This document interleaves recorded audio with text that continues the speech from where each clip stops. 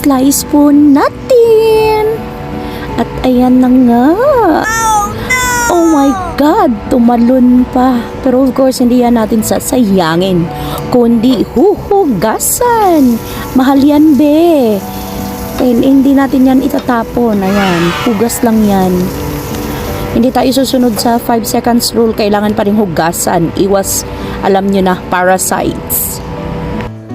Amoy pa lang niya talagang natatakam na ako. Kasi maniba lang siya. Hindi siya masyadong hilaw. Hindi rin siya totally hinog. Oo. Pero sa amoy pa lang niya, kahit walang suka, walang bagoong, okay pa rin siya. Pwede mo na siyang kainin talaga na walang sausawan. Oo. Masarap siya. Amoy pa lang. Nakakatakam na.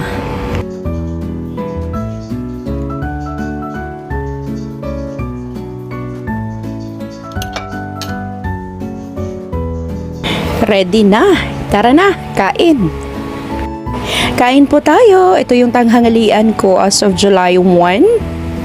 Mangga. Purong mangga lang po.